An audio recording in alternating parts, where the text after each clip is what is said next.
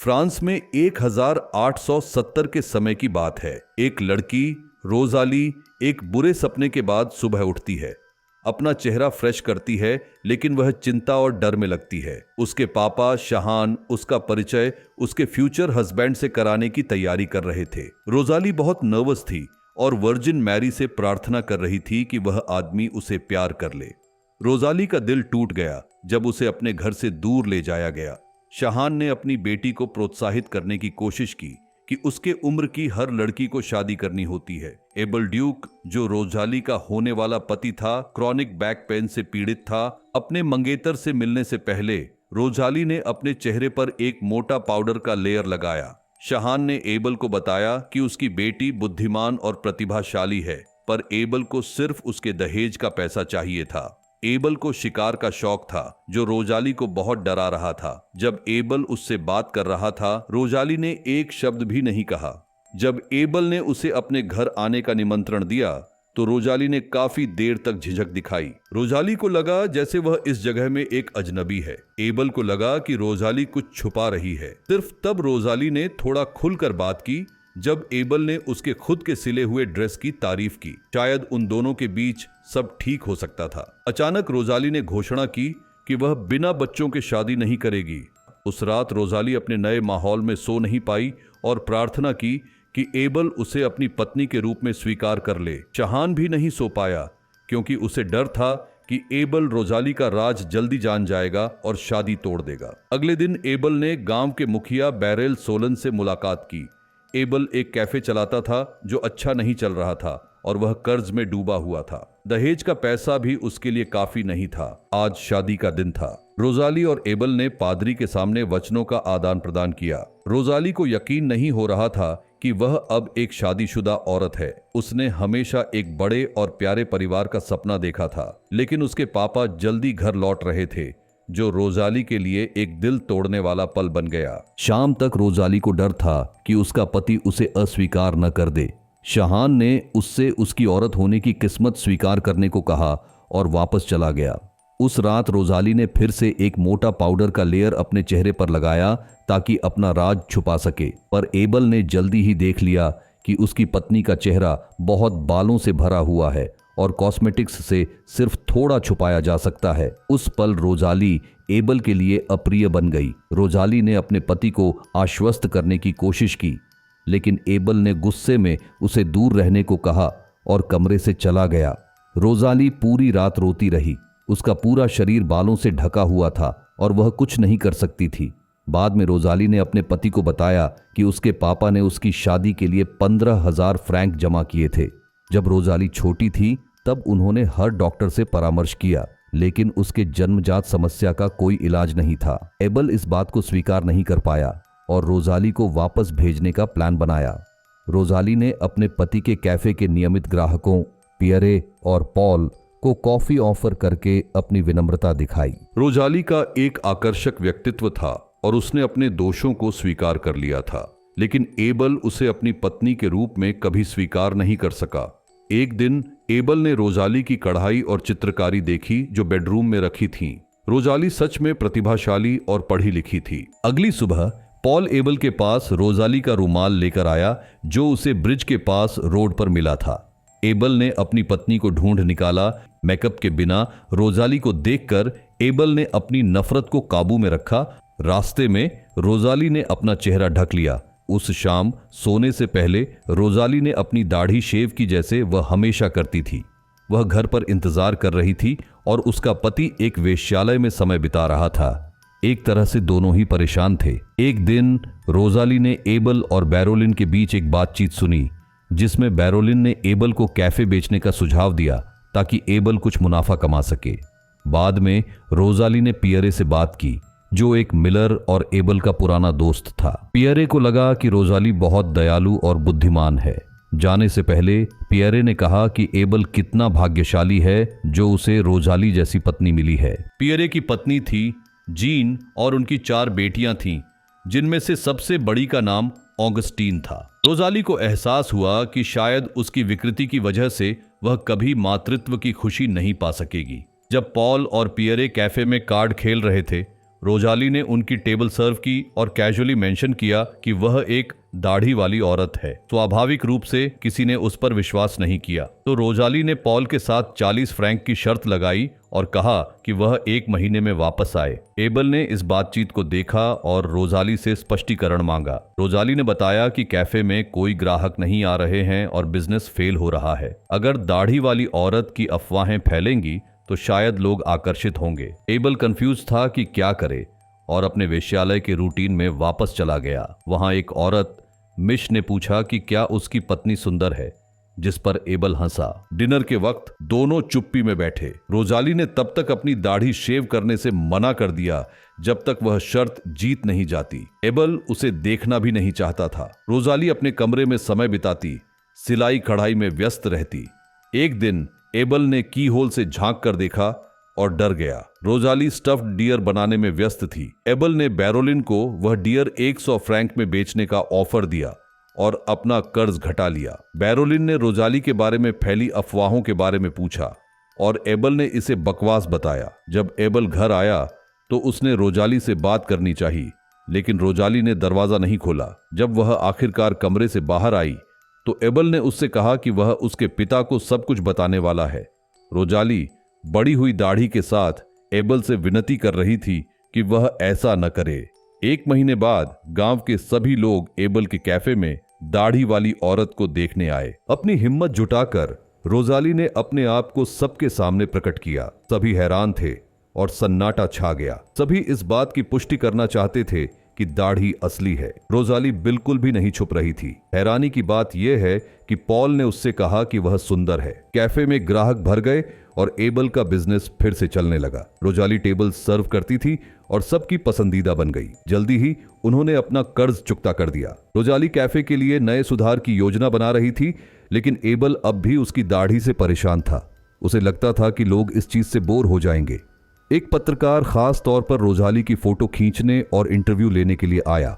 Rosalie अपने आप को स्वीकार कर चुकी थी और छुप नहीं रही थी, जो शायद कोई और उसकी जगह करता। जर्नलिस्ट ने रोजाली को सुझाव दिया कि वह पोस्टकार्ड्स रिलीज करे अपनी इमेज के साथ। रोजाली मान गई, लेकिन उसका पति एबल को यह पब्लिसिटी बिल्कुल पसंद नहीं थी। उसने इसमें भाग लेने से इनकार कर दिया। जब जर्नलिस्ट ने पूछा कि एक आदमी कैसे ऐसे जी सकता है, तो एबल के पास कोई जवाब नहीं था।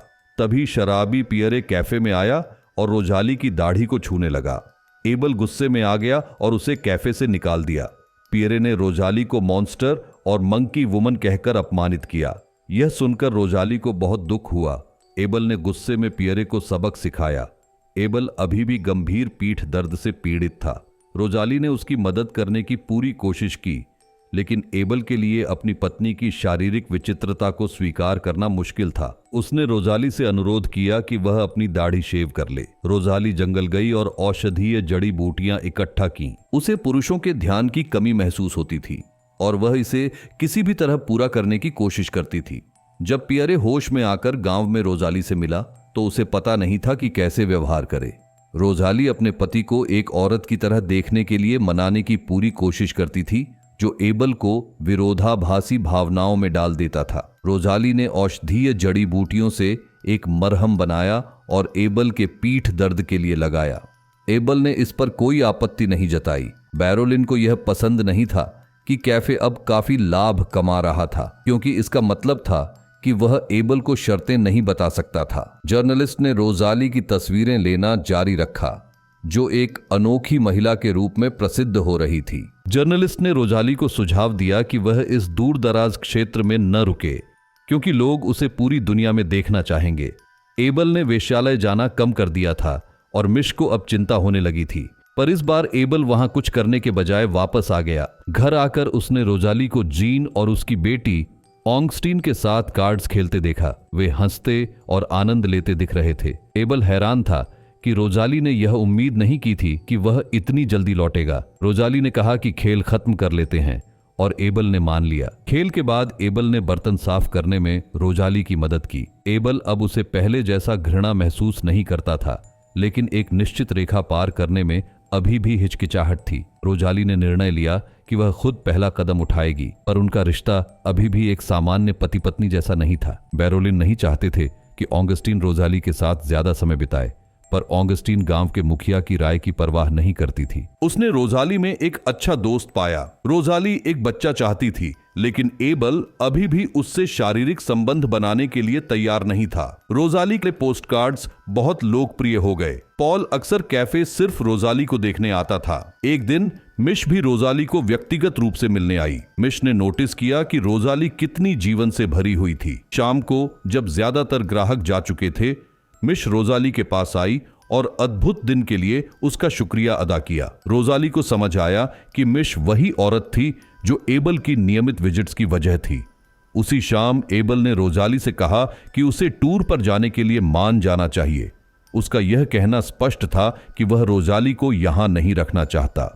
एबल ने रोजाली पर आरोप लगाया कि उसने उसकी जिंदगी खराब कर दी और कहा कि कोई भी पैसा इसके लिए मुआवजा नहीं दे सकता। उसने अपने पति को कभी इतना गुस्सा करते नहीं देखा था। इन सब के बाद भी रोजाली फोटोशूट्स में हिस्सा लेती रही, बिना शर्म के अपने प्राकृतिक रूप को दिखाते हुए। अब उसके फोटोशूट्स और ज्यादा बोल्ड हो गए थे। एक दिन बैरोलिन कैफे आया और रोजाली को उसकी एक बोल्ड फोटो के साथ एक पोस्ट कार्ड दिया। उसने रोजाली के हाथ पकड़ने की कोशिश की, लेकिन रोजाली ने तुरंत अपने हाथ खींच लिए। बैरोलिन पेमेंट करने के बाद बिना कुछ कहे चले गए। मिल में एक अफरा तफरी मच गई जब ऑगस्टीन से गलती से ज्वलनशील तरल गिर गया और आग लग गई। बैरोलिन ने उस पर नशे में होने का इल्जाम लगाया। रोजाली की फोटोज गांव वालों के बीच फैल गईं और बैरोलिन ने उसे चर्च आने से मना कर दिया। रोजाली समझ नहीं पा रही थी कि उसने ऐसा क्या गलत किया है जो उसे इस तरह ट्रीट किया जा रहा है। एबल तक रोजाली की फोटो पहुंच गई। रोजाली ने अपने आप को जस्टिफाई करने की कोशिश नहीं की। रात को रोजाली को टूटे हुए कांच की आवाज ने जगाया। बाहर जाकर उन्होंने देखा कि जीन भाग रही थी। उनके दरवाजे पर एक अपमानजनक शब्द लिखा था। सुबह रोजाली उस शब्द को रगड़कर साफ कर रही थी जब एबल ने उसे शांत करने की कोशिश की। गांव वालों ने रोजाली को मिल की आग का जिम्मेदार ठहराना शुरू कर दिया। ऑगस्टीन ने उसका सपोर्ट करने की कोशिश की, पर पियरे सुनने को तैयार नहीं था। जब पियरे ने रोजाली को रिपल्सिव कहा तो रोजाली ने उस पर हमला करने की कोशिश की और एक झगड़ा शुरू हो गया। एबल उन्हें रोकने की कोशिश कर रहा था, पर एक समूह ने उसे जमीन पर गिरा दिया। गांव वाले रोजाली को सबक सिखाने का प्लान कर रहे थे और अगर बैरोलिन समय पर नहीं आता तो बात ज्यादा बिगड़ सकती थी। रोजाली अब किसी पर भरोसा नहीं कर सकती थी, अपने पति पर भी नहीं। लोग उसे सिर्फ इसलिए नफरत करते थे क्योंकि वह अलग दिखती थी। एक बार रोजाली ने लोकल डॉक्टर को अपना चेकअप करने दिया। डॉक्टर ने नम्रता से बताया कि रोजाली कभी मां नहीं बन सकती थी। यह उसके लिए एक बड़ा झटका था और उसकी जिंदगी का मतलब खत्म हो गया। दया के कारण एबल ने उसे सपोर्ट करने की कोशिश की। सुबह रोजाली सिर्फ एक नाइट गाउन और क्लोक में घर से भाग गई। जंगल में उसका सामना बैरोलिन से हुआ, जिसने कहा कि एक ज्यादा नाजुक दिखावट उसकी स्थिति को सुधार सकती है। एबल ने अपनी वाइफ को जंगल में ढूंढा। तब तक रोजाली एक नदी में घुस गई थी और एक पत्थर उठाकर अपने शरीर से बाल हटाने की कोशिश कर रही थी। अगली सुबह एबल ने रोजाली को उठाया और उससे साथ चलने को कहा। अपनी उदासीनता के बावजूद रोजाली बिस्तर से उठी। एबल ने ध्यान से उसकी दाढ़ी और मूंछों को ट्रिम किया। रोजाली अपनी मुस्कान को छुपा नहीं पाई। उसे एबल की कोशिशें बहुत अच्छी लगीं। उसके बाद दोनों एक मोनेस्ट्री गए और एक नन से एक फेवर मांगा। नन ने पूछा कि क्या वे अपने निर्णय को लेकर पक्के हैं, और उनकी चुप्पी को सहमति मानकर नन ने उनका अनुरोध स्वीकार कर लिया। अपने सारे दुखों के बावजूद रोजाली दुनिया के लिए कड़वी या घृणास्पद नहीं बनी। जब कपल वापस घर आए तो एबल रोजाली को पहली बार किस करने के करीब था, पर फिर वापस हट गया। रोजाली अपने कमरे में गई और एबल कुछ देर झिझकने के बाद उसके पीछे गया। अगले दिन दोनों जंगल के पास टहल रहे थे। रोजाली ने स्विमिंग करने का सुझाव दिया, लेकिन एबल ने कबूल किया कि उसे स्विमिंग नहीं आती। कपल ने एक बच्चा गोद लेने की उम्मीद जताई, लेकिन बैरोलिन ने इस विचार का विरोध किया, रोजाली की बोल्ड फोटोज का हवाला देते हुए। पॉल उन गिने चुने लोगों में था जो रोजाली से दूर नहीं भागे। रोजाली एक दिन स्टेज पर परफॉर्म करने का सपना देखती थी, लेकिन उसका सौंदर्य समझने वाला ऑडियंस शायद ही कभी मिलेगा। एक रात रोजाली को एक बुरा सपना आया जिसमें उसका पिता शहान उसकी दाढ़ी देखकर उसे गोली मारने वाला था। जब रोजाली ने महसूस किया कि इस तरह की जिंदगी नहीं चल सकती, उसने सोचा और घर छोड़ दिया। एबल ने जब देखा कि रोजाली अपने कमरे में नहीं है तो उसे लगा कुछ गलत है। रोजाली बिना बुलाए एक चैरिटी इवेंट में पहुंच गई। वहां बैरोलिन ने उसे खुलकर भगा नहीं दिया, लेकिन परोक्ष रूप से उसे जाने का इशारा किया। पर रोजाली ने प्यार के लिए एक टोस्ट दिया। कोई उसे सपोर्ट नहीं कर रहा था, पर वह अपना सिर उठाकर चली गई। जब एबल ने उसे ढूंढा तो रोजाली बेहोश थी और उसकी कलाई पर एक गहरी चोट थी। नंस ने रोजाली का ख्याल रखा और उसके चेहरे से बाल हटा दिए। कमजोरी के बावजूद रोजाली आईने के सामने खड़ी हो गई। जब उसने सुना कि उसका पिता आया है तो उसे लगा कि एबल उसे छोड़ना चाहता है। रोजाली ब्रिज के किनारे खड़ी हो गई और फिर कूद गई। एबल, जो रोजाली को रोक नहीं पाया, उसके पीछे कूद गया, चाहे उसे स्विमिंग नहीं आती थी। पानी में उनका आलिंगन हुआ और रोजाली अपनी जिंदगी के सबसे खुशहाल पल में थी।